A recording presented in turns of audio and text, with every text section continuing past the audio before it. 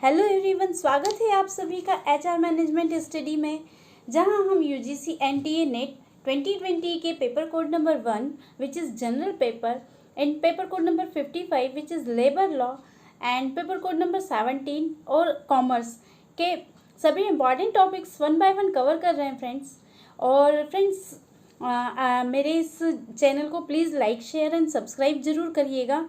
और फ्रेंड्स ये तो गारंटी है कि अगर आप इन टॉपिक्स को देख लेंगे, ये जो टॉप 5 PYQs का जो टॉपिक चल रहा है, अगर इसको कम्प्लीटली देखते हैं और ध्यान से समझते हैं तो आपका 70% पार्ट तो कवर हो ही जाएगा इन तीनों पेपर का, चारों पेपर्स का।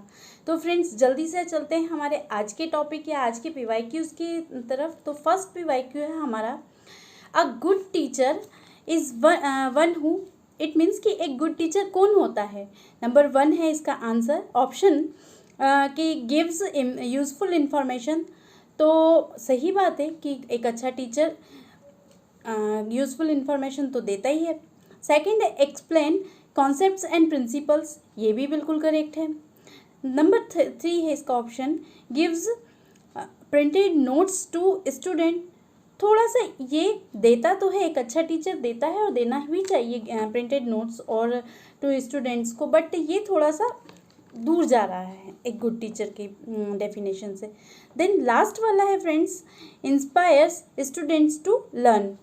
सो अगर हम इन चारों ऑप्शंस को देखते हैं फ्रेंड्स, तो सबसे ज़्यादा रिलेटेड, क्योंकि जब भी हम एनटीए नेट की बात करते हैं, नेट जो एग्जामिनेशन आजकल कंडक्ट हो रही है, उसमें सबसे सारे ऑप्शंस आपको सही ही मिलेंगे मोस्टली, बट उसमें सबसे ज़्यादा जो रिलेटेड ऑप्शन होता है वो हमें चूज़ करना होता है।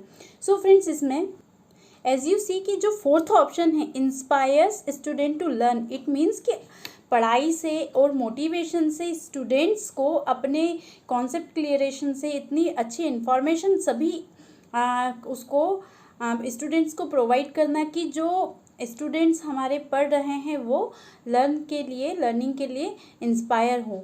सो फ्रेंड्स इसका जो राइट आंसर होगा वो है option number 4 which is inspires students to learn. अब लेते हैं नेक्स्ट क्वेश्चन फ्रेंड्स। तो ये है, which of the following statement regarding the meaning of research are correct. So let us see कि इन चारों में से रिसर्च के रिगार्डिंग कौन सा स्टेटमेंट जो है या स्टेटमेंट का जो मीनिंग जो है वो करेक्ट दिया गया है। फर्स्ट इज, या कहें A, research refers to a series of systematic activity और activities undertaken to find out the solution of a problem.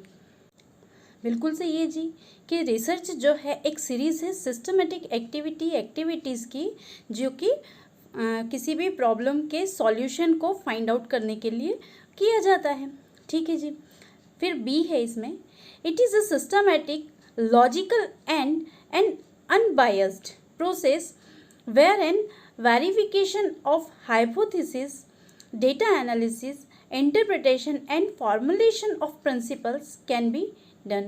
It is also correct that it is कि ये एक सिस्टमेटिक लॉजिकल और अनबायस्ड प्रोसेस होती है, जहाँ पर वेरिफिकेशन किया जाता है किसका, हाइपोथेसिस का, एंड डेटा एनालिसिस किया जाता है, फिर इंटरप्रिटेशन एंड फॉर्मेशन प्रिंसिपल्स का किया जा सकता है। Then it is an intellectual inquiry और क्वेस्ट टूवर्ड्स ट्रूथ, ये थोड़ा सा नहीं लग रहा है। Then it leads to enhancement of knowledge, तो ये भी करेक्ट है। बेसिक जो पर्पस, जो फर्स्ट फंडामेंटल पर्पस तो यही होता है कि ये नॉलेज को एनहांस करने के लिए किया जाता है। ठीक है ना फ्रेंड्स। तो हम देखते हैं इसमें से कौन सा ऑप्शन सही हो सकता है। इसमें दिया है ए, बी और सी। सो फ्रेंड्स ज़्यादा देर न लगाते हुए हम सीधे से समझ लेते हैं कि इसमें ए, बी, सी और डी चारों ही जो मीनिंग्स दिए हुए हैं रिगार्डिंग रिसर्च आर करेक्ट हैं, है ना फ्रेंड्स। क्योंकि जो हम थर्ड की बात कर रहे थे कि it is an intellectual inquiry और क्वेस्ट टुवर्ड्स ट्रूथ, तो ये भी सही है कि सत्य की खोज के लिए भी रिसर्च किया ही जाता है। चलिए फ्रेंड्स आगे बात करते हैं 8th क्वेश्चन की।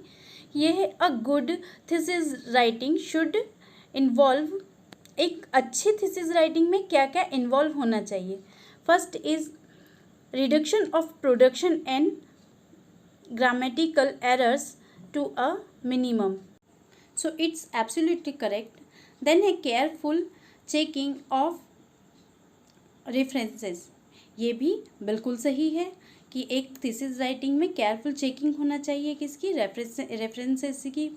देन है consistency in the way the thesis is written, तो ये भी बिल्कुल सही है कि कंसिस्टेंसी बनी रहनी चाहिए। देन फोर्थ है a clear and well written abstract होना चाहिए, तो ये तो मेन उसका ऑब्जेक्ट होता है या मेन कह सकते हैं मैंडेटरी पार्ट है किसी भी थीसिस का कि जो एब्स्ट्रैक्ट है वो क्लियर और वेल रिटन होना चाहिए। तो फ्रेंड्स सीधे से बिना देरी किए हम समझ सकते हैं कि इसका A, B, C और D चारों ही एक अच्छी थीसिस राइटिंग के लिए ज़रूरी हैं। तो इसका आंसर होगा first which is A, B, C, D and D। Let us talk about question number 9, which is Jean Piaget gave a theory of cognitive development of human on the basis of his number 1 fundamental research, number 2 applied research, number 3 action research and number 4 evaluation research। So friends, हम यहाँ पर देखते हैं कि fundamental research, पहले हम दूसरी 3 research के बारे में बात करते हैं कि अप्लाइड रिसर्च क्या होता है। सो फ्रेंड्स, अप्लाइड रिसर्च किसी भी रिसर्च की प्रॉब्लम सॉल्विंग के लिए अप्लाई की जाती है, बट कह सकते हैं बड़ी सोसाइटी की जब बात होती है वहाँ पर अप्लाइड रिसर्च काम करते हैं। देन एक्शन रिसर्च, तो एक्शन रिसर्च भी अप्लाइड रिसर्च ही है, लेकिन ये छोटे स्तर पे कम लोगों के लिए एक छोटे लेवल पे अप्लाई की जाती है। देन इवैल्यूएशन रिसर्च में फ्रेंड्स 2 प्रॉब्लम्स का या किसी भी प्रॉब्लम्स के सॉल्यूशन की बात की जाती है। तो इन तीनों रिसर्च में कहीं भी कॉग्निटिव डेवलपमेंट या किसी भी तरह के डेवलपमेंट की बात नहीं की जाती, रादर देन फंडामेंटल रिसर्च में डेवलपमेंट की बात की जाती है। और जेन पियाजे ने भी जो कॉग्निटिव डेवलपमेंट की थ्योरी दी है वो फंडामेंटल रिसर्च पे ही दी है। ठीक है ना फ्रेंड्स, तो इसका आंसर सीधे सीधे हो जाएगा number 1 which is fundamental research. ध्यान रखिएगा फ्रेंड्स, मैंने इसमें आपको चारों ही जो रिसर्च थ्योरीज हैं वो समझा दी हैं एक शॉर्ट में। देन लास्ट क्वेश्चन इज आज के लिए हमारा है कि male and female students perform equally well in a numerical aptitude test. ठीक है friends, the statement indicates a number 1 है रिसर्च हाइपोथेसिस, नंबर 2 है नल हाइपोथेसिस, नंबर 3 है डायरेक्शनल हाइपोथेसिस और नंबर 4 है स्टैटिस्टिकल हाइपोथेसिस। सो फ्रेंड्स, यहाँ पे सीधे से इसका जो जब दोनों इक्वल की बात हो रही है तो यहाँ पर सीधे सीधे अप्लाई किया जाएगा वो है नल हाइपोथेसिस।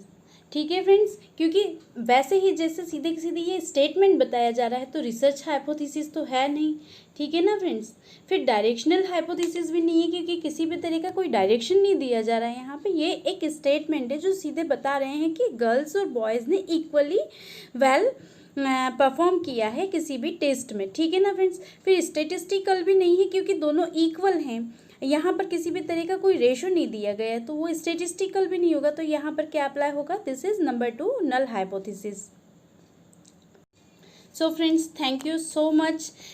और ये वीडियो आपको अच्छी लगी ही होगी 100%, और अच्छी लगी हो तो प्लीज़ सब्सक्राइब करें और लाइक और शेयर करें, और अपने फीडबैक भी जो है इस वीडियो के रिगार्डिंग और आगे किन टॉपिक्स पर हमें वीडियोस और प्रिपेयर करना चाहिए इसके बारे में कमेंट बॉक्स में ज़रूर मुझे बताएं, ताकि मुझे आगे किस तरह के वीडियोस प्रिपेयर करना है उसका एक कॉन्सेप्ट मिलता रहे, आइडिया मिलता रहे और मैं मोटिवेट होती रहूं। Thank you friends, thank you so much.